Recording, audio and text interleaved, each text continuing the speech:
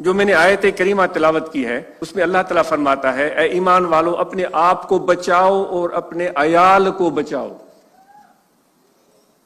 اپنے فیملی کو بچاؤ۔ اللہ تعالیٰ کیا فرما رہا ہے؟ قو انفسکم، اپنے آپ کو بچاؤ، واہلیکم، اور اپنے فیملی کو بچاؤ۔ ہم اور آپ کس قدر اپنے فیملی کے بچانے کی کوشش کرتے ہیں؟ ہم اپنے فیملی کے بچانے کی کوشش میں ہمیں کیا کرنا چاہیے؟ وہ کیا ذمہ داریاں ہیں جو اللہ تعالیٰ ہم سے چاہتا ہے؟ ہم یہ سوچیں گے شاید یہ آخرت کی بات ہو رہی ہے۔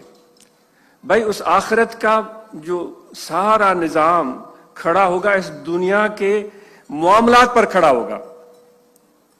اس وقت جو کچھ کر رہے ہیں ہم، اس بنیاد پر آخرت کا معاملہ ہمارے اوپر آئے گا۔ تو اس وقت بھی ہماری ذمہ داری ہے اس دنیا میں کہ ہم اپنے آپ کو، اپنے اولاد کو بچائیں۔ تو اس لیے ہم نے کس قدر تیاری کی ہے اور ہم ذہنی طور پر کتنا تیار ہیں۔ تو بات ہو رہی تھی اپنے آپ کو بچانا اور اپنی فیملی کو بچانا۔ کیسے؟ سب سے پہلی بات جو ایک فیملی کے لیے، ایک خاندان کے لیے ضروری ہے، وہ اس کا تعلق ماں باپ سے ہے کہ باپ اپنی بیوی کو عزت دے، یعنی شوہر اپنی بیوی کو عزت دے اور بیوی اپنے شوہر کو عزت دے۔ کیا یہ ہم ون وے ٹریفک تو نہیں چاہتے کہ بیوی ہمارے قدموں میں پڑی رہے اور ہماری مرضی جو چاہے وہ کرتے پھریں کیونکہ ہم چودھری ہیں؟ یا اس کے برعکس ہو کہ وہ شوہر بیوی کی مرضی کا تابع اور اس کے حکم کے پیچھے چل رہا ہے اور کوئی سوچ بچاری نہیں۔ یہ باہمی عزت ہے۔ یہ عزت دیں گے تو آپ آگ سے بچیں گے۔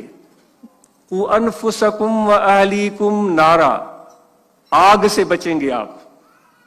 آگ جو برباد کرنے والی چیز ہے، اللہ نہ کرے کسی بھی جگہ پر اگر آگ بھڑک اٹھے تو اس گھر کا کیا حال ہوگا؟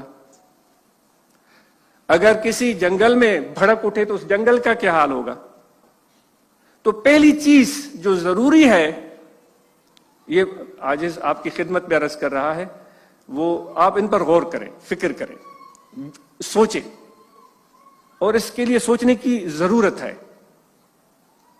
تو پہلی چیز عزت ہے۔ اس کے بعد دوسری چیز ہے اعتماد، کہ ضروری ہے کہ شوہر کا بیوی پر اعتماد ہو اور بیوی کا شوہر پر، کیونکہ حضرت غوث اعظم رضی اللہ تعالیٰ عنہ کے حوالے سے بات ہو رہی تھی۔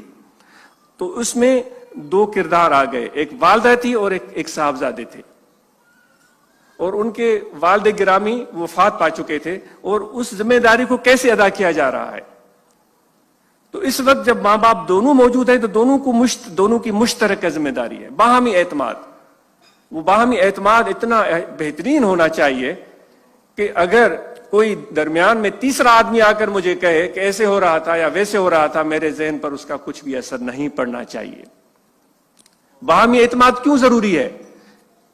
اس لیے کہ حضور علیہ الصلوۃ والسلام نے تو ایک عمومی بات فرمائی ہے کہ ایک دوسرے کے بارے میں اچھا گمان رکھو، یعنی کہ سب امتیوں کو ارشاد ہو رہا ہے۔ اور بعض ایک جگہ پر قرآن مجید میں اللہ تعالیٰ فرماتا ہے کہ بعض گمان اور شک اور شبہات جو آپ دل میں پیدا کرتے ہیں یا ذہن میں آتے ہیں یا زبان پر آتے ہیں، وہ گناہ ہیں۔ یعنی گناہ کا مطلب کیا ہے؟ وہ اللہ کو پسند نہیں ہے، وہ چیز اللہ تعالیٰ کو پسند نہیں ہے۔ جہنم کی بات تو بعد میں آئے گی نا۔ ہمارے لیے تو یہ سب سے بڑی شرمناک بات ہے کہ وہ چیز جو اللہ تعالیٰ کو پسند نہیں ہے وہ ہم سے سرزد ہو جائے۔ تو اس عزت و اعتماد کے بعد جو مرحلہ آتا ہے وہ محبت کا آتا ہے، محبت اور پیار۔ اس میں کوئی ترازو پکڑ کے مت بیٹھے کہ بھائی ادھر میری بیوی نے ایک پاؤ ڈالا ہے تو میں بھی ایک پاؤ ہی ڈالوں گا، اس نے ایک آنا ڈالا ہے تو میں ایک آنا ہی ڈالوں گا، اس نے اتنے گرام ڈالے ہیں تو میں بھی اتنے۔ حضور علیہ الصلوۃ والسلام تو بے دریغ محبت فرماتے تھے، بے دریغ، بغیر نام پوچھے کوئی بھی آ جائے اس کو عزت دیتے تھے۔ اور پھر یہ فرماتے ہیں علل اعلان، سب کے سامنے، آپ کو پتا ہے جتنے بھی ہمارے اس علاقے میں لوگ بستے ان سب میں سے میں بہترین شخص ہوں جو سب سے زیادہ پیار کرتا ہوں اپنی بیویوں کے ساتھ۔ سب کے سامنے علل اعلان فرما رہے، یہاں تک کہ وہ برداشت کا مظاہرہ فرماتے تھے. جب آپ کے ازواج مطہرات کی طرف سے کچھ ایسے معاملے آئے بھی صحیح تو اس پر بھی صبر کا مظاہرہ کرتے تھے. وہ مشہور واقعہ ہے عمر فاروق رضی اللہ تعالیٰ عنہ, انہوں نے اپنی پیاری بیٹی حضور علیہ الصلوۃ والسلام کے عقد نکاح میں دی تھی, حضرت ام المومنین بی بی حفصہ رضی اللہ تعالیٰ عنہ. تو وہ ملنے کے لیے گئے حضور علیہ الصلوۃ والسلام کی بارگاہ میں, تو دیکھا کہ ان کی صاحبزادی ام المومنین بی بی حفصہ رضی اللہ تعالیٰ عنہ حضور سے ہم کلام ہے. یہ سننے لگے کیونکہ یہ ان کے والد تھے, تو وہ ناراض ہو رہی تھی, غصے کا اظہار کر رہی تھی, یہاں تک اگر میں غلط ہوں تو میری درستگی کیجیے گا, معاف کیجیے گا, یہاں تک کہ اس نے حضور علیہ الصلوۃ والسلام کو دور ہٹایا اپنے ہاتھ سے. تو وہ پھر غصے میں آ گئے عمر فاروق رضی اللہ تعالیٰ عنہ, اور اپنے بیٹی کی طرف لپکے تاکہ اس کو روکیں اور اس کو ٹوکیں.